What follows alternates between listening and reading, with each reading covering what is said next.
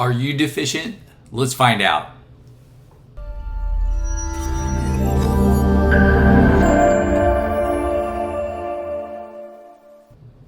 Hello and welcome to another edition of the Ask Dr. Pickel show, where we help people find answers who have chronic health issues, chronic health problems. All right, so today we are going to talk about thiamine. And what is thiamine? Vitamin B1. I mean, you hear about all the B vitamins, B6, B12.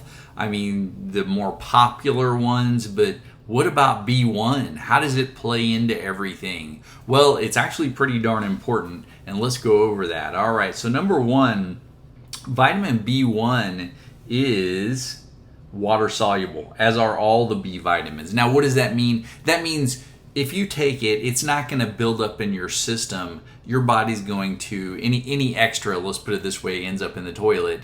And you know how a lot of times when you take things with B vitamins in them, it kind of turns your urine a bright yellow color. So very common. But this is your water-soluble vitamins. So there really isn't a lot of toxicity to it. But on the other side of that coin, it doesn't store in your body very well. So it's something you have to replenish regularly. Now, why would you need more of it? Well, let's find out. All right, so here's the thing. Basically, it lasts about 1 to 12 hours in the body before you deplete it down to the minimal levels.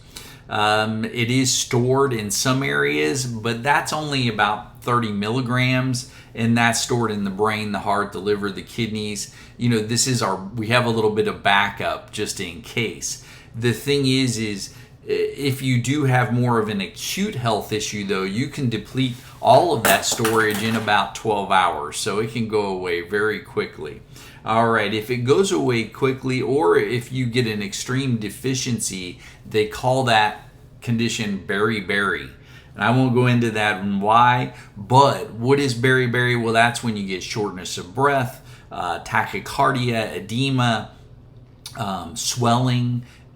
Even if it gets worse, it will start to cause nerve damage, which is neuropathy. It can cause confusion, memory loss, muscle weakness. In fact, people who have dementia, Alzheimer symptoms really should be checked to see if they have a B1 deficiency. You know, many people will have these types of symptoms and they'll go to the cardiologist or they'll go into another doctor and they'll say, hey, I'm having all these problems. Rarely do they look at a B1 deficiency. It's very frustrating because sometimes you add B1 and it changes their life.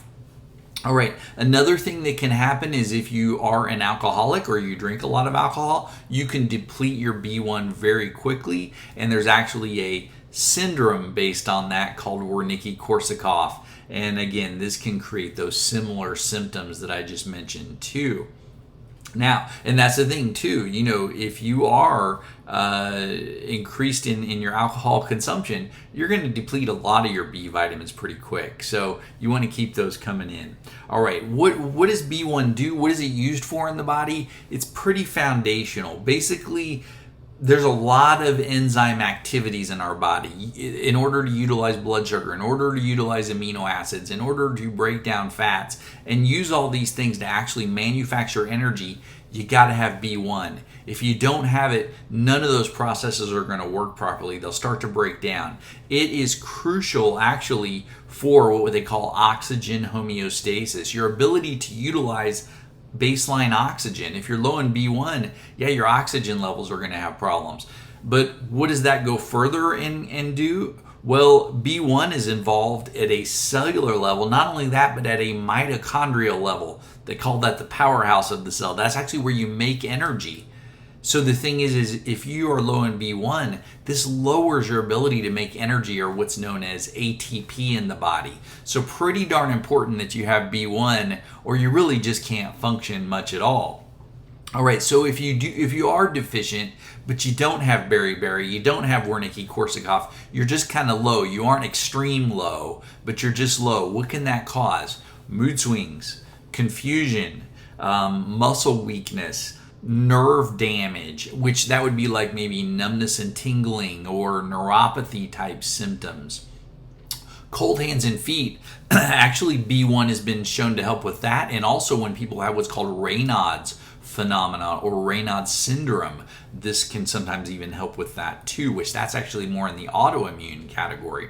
Fatigue, yeah, your energy starts to drop because you can't manufacture ATP.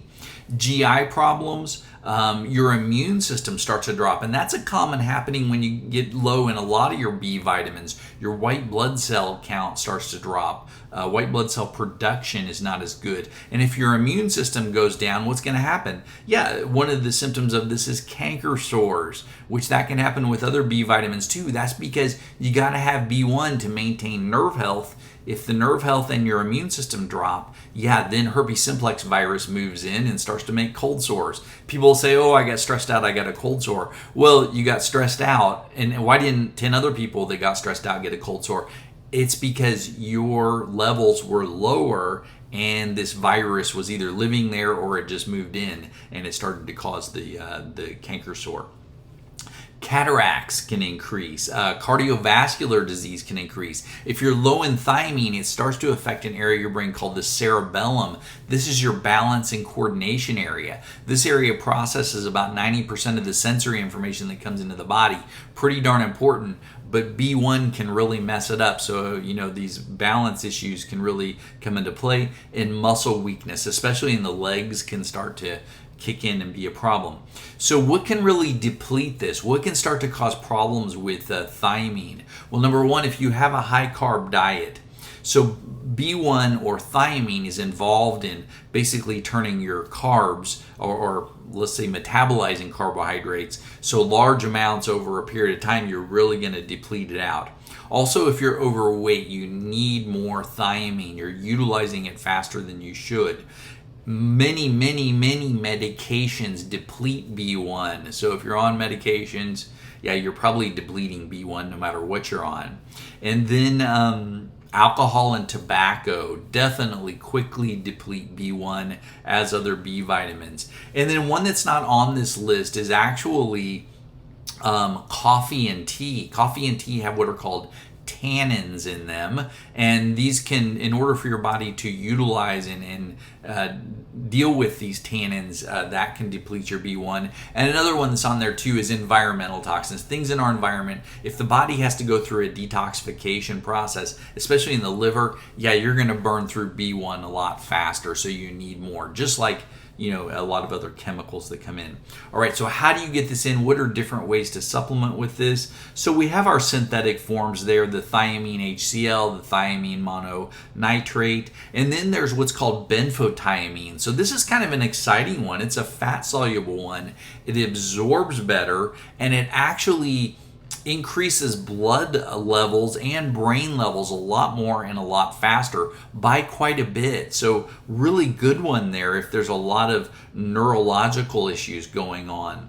And then there's thiamine TTFD, which is also a newer, more researched one that is more absorbable as thought.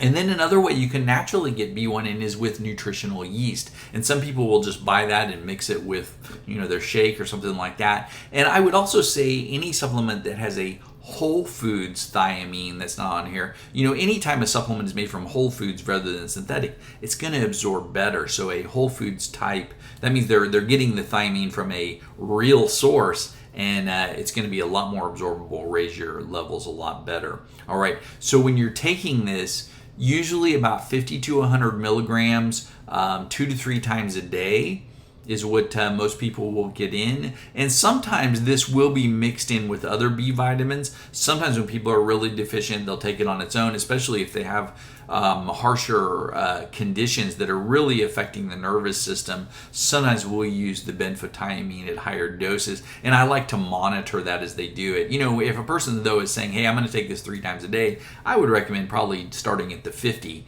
and seeing how that goes first. But all right, well, hopefully everybody got some great information on thiamine. I think it is very essential B vitamin. It's one that's often missed and overlooked.